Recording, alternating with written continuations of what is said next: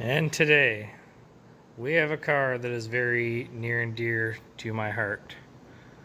We have one of the last generation of the Ford Crown Victoria. Now, I have spent many years working on this generation of car, right from 98 all the way up to 2011, which is the last year of them.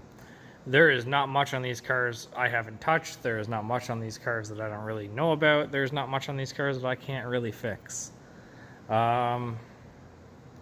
Spent a lot of time learning about these cars, and they're just a great all-around car. They take a beating, they keep on going, they're reliable, they don't usually let you down.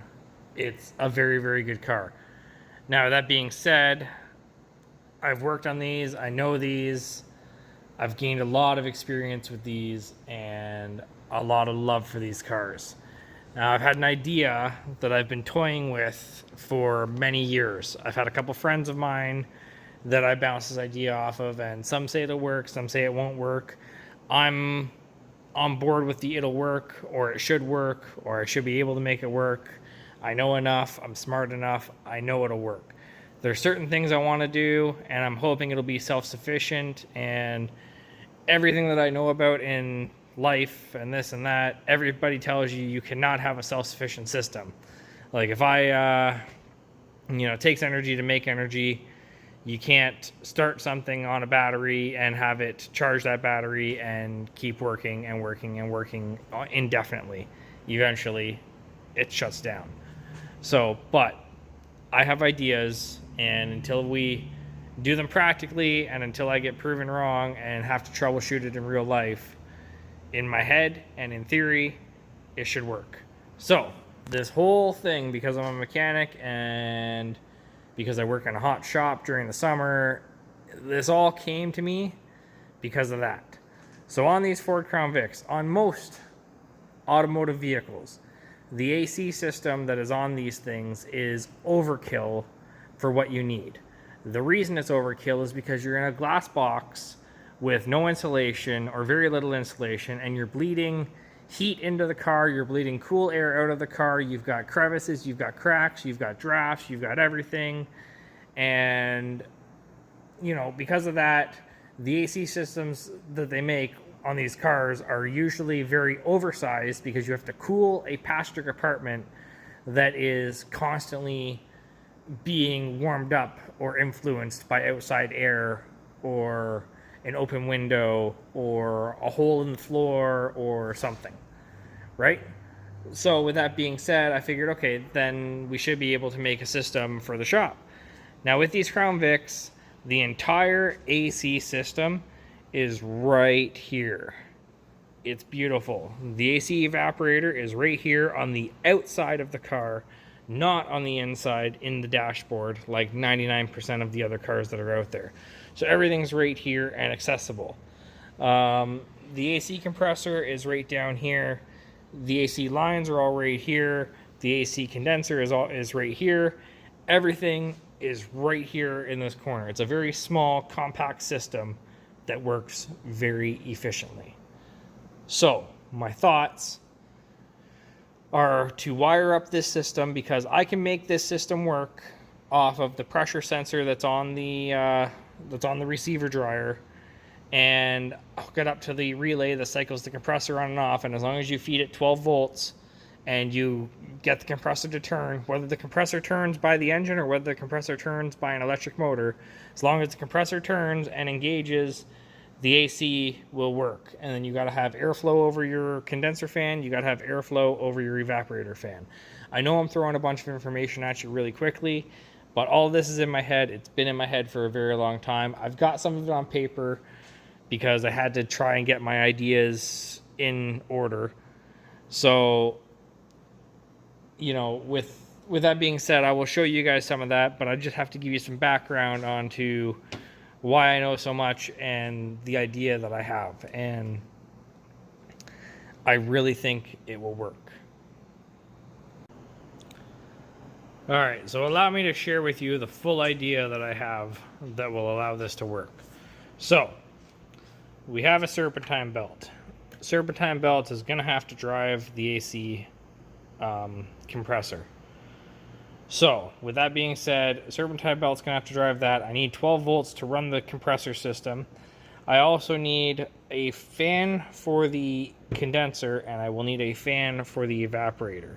So my plan is to use the Crown Vic fan for the Crown Vic evaporator, or the Crown Vic condenser, I should say. And then I plan to, for the Crown Vic evaporator, I plan to use a Chevy Cavalier rad fan or a Honda Civic rad fan, one that is much, much smaller, but will move a lot of air. So this one's going to get a full-size fan, that one's going to get a half fan. Both of those are going to run off 12 volts. So my whole theory for this, my whole drive, I plan to get a 24-volt motor, and I plan to hook two 12-volt batteries in series to get my 24 volts and run my motor off the 24 volts. Then I want that motor to drive the serpentine belt system that I'm going to create, and it's going to drive the alternator and the AC pump. And I'm hoping out of driving both of those, I will have enough amperage coming out of the alternator to be able to recharge the batteries that are charging the 12-volt motor, which then the system will essentially run in a loop. The alternator will kick in, it'll charge the batteries are running the 12-volt motor, the 12-volt motor is running the alternator, and everything will work in conjunction with one another. From everything I know, people say this is not going to work. Now, my whole plan hinging on making this work is I think it will not work in a 1-to-1 power ratio. So if I just have the electric motor driving the serpentine belt, which is also driving the alternator and the AC pump, then I've got a 1-to-1 ratio. The motor's driving the belt, which is driving everything else, and you're putting a lot of strain on the system. Now, I'm thinking about getting a mountain bike with some gears and some speeds, inverting it so I can flip it upside down. I'm planning on hooking the 24-volt motor up to the pedal assembly, and then I plan to hook the serpentine belt up to the rear wheel assembly so that I can have a gear reduction from the motor to the speed of the serpentine belt. And I'm hoping that I will be able to have enough speed out of the serpentine belt to operate the alternator effectively, to charge the batteries at a faster rate than the discharge rate that the motor is putting on it. But I also want to charge it effectively enough to also run, not only recharge it so it runs the motor so that it essentially runs itself, but I also want it to run the two fans. I want everything to be running off of my 24-volt system that can kind of be independent. That way I can put this thing on a cart, and my whole intention is to use this thing at a door, okay? Because these lines will run underneath the door, and I can have the condenser on the outside, the evaporator on the inside, and have all the airflow in the world, and have it work, and just have it work by itself. That's my plan. My backup plan, should that not work, and I'm not able to charge the 24-volt motor to run the system, then I'm still going to do the system the same way with the alternator, because the alternator will charge the battery to keep the rad fans going, but I will replace the 24-volt motor that I'm going to use running off the batteries for probably a 110 plug-in motor into the wall, and then I will actually just have to plug it in, and when it's plugged in it works. When it's not plugged in, it doesn't work. So those are my two ideas. I'm hoping to have it the self-sufficient way. I don't want to have to plug it into the wall. I want to just turn it on and have it work. That would be beautiful. I listed my problems that I'm probably going to have to overcome. I got to have power, which is batteries. I got to have a condenser fan. I got to have an evaporator fan. I got to make a belt drive for the compressor. I want to recharge with the alternator, and I have to make a control system for the AC. These are all things that not a huge deal. So then I went down here and I just basically put my ideas on paper. I want to run system from 12-volt AGM. I want a 24-volt motor powered from 2 AGM batteries. I want to recharge it with a 12-volt alternator hooked in parallel. Battery 1 I'll have designated to the condenser fan. Battery 2 I'll have designated to the evaporator fan. Easy. Easy peasy. Seems easy to me anyways. So put solutions, because I got to try and make things work. So I want to put my 24 volt motor, and I want to have it turn the bike sprocket, and so basically I want to have a bike inverted, put the 24 volt motor on where the pedal assembly is, and have it drive the rear chain assembly, and have the belt drive off the rear rim. Seems pretty straightforward and easy to me. So we're gonna thinking of doing that. The AC system will be standalone using the pressure sensors. I know that's easy. This is kind of my little very horrible sketch that I drew for my belt drive situation. Basically, I want to have my bike frame inverted. I want to have my 24 volt motor here. It's driving the rear wheel. From the rear wheel, I want to have it go to a alternator, and then I want to have it go to a tensioner, and then I want to have it go to the AC pump and come back to the wheel. Very, very simple belt drive. I just want to have it drive everything. Then these are some of my rough sketches for some of my power systems. I was just trying to get things on paper, figure out how I'm going to do it. So in series, both of my batteries hooked up. That will give me my 24 volt motor, and I just want to hook it up to a simple switch, on off. On off, very, very simple. And then my rad fan situation, same thing, hooked up to 2 switches, on off, very simple. 12 volts from the battery, obviously fused. Got to put fuses and stuff in there, don't want to melt anything. And then we're just going to ground everything and have the alternator hooked up to the 2 batteries in parallel, and hopefully it'll hook up both batteries and charge them both.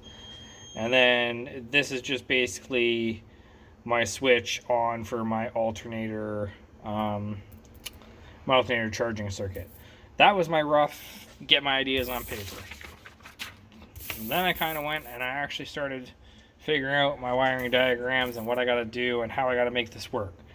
So, hooked in series 24 volt motor drive, very simple, like I had on the paper. 24 volt motor, switch, obviously a fuse somewhere in the positive line. Come on, full on, easy. That's what I'm going to do. My dual charge alternator system hooked in parallel. I'm going to have it hooked up to I'm going to have the alternator hooked up to both batteries. I have both batteries grounded. I'm going to have my turn on circuit again on a switch, just a simple on off. Have it hooked up to a resistor that will turn my alternator on and off. Easy. Seems easy. Seems pretty easy to me. Anyways, then my rad fans, same thing, simple switches, on off, both fans independent of one another, both hooked up to individual batteries, splitting the power load. Then I just over here have my AC system set up. I think in my rush of doing things, I think if I change this guy here, where my finger is, that one to a ground, that will be the proper way to do it. I've got it showing a power right now, but I believe that guy needs to be a ground. And so I'll ground out the AC cycling switch. It will turn on the AC relay on and off, and then the AC relay will turn on the AC compressor on and off, and the system will just do its job. So this is my rough, get it on paper, and we'll see what happens. Now I actually have to go through the process of building this thing and seeing if we can make it actually come to life. I'm just in the process of securing a 24 volt motor because I thought I had one and apparently I don't, so I have to go find another one. But this is all for the cause. So what I got to do.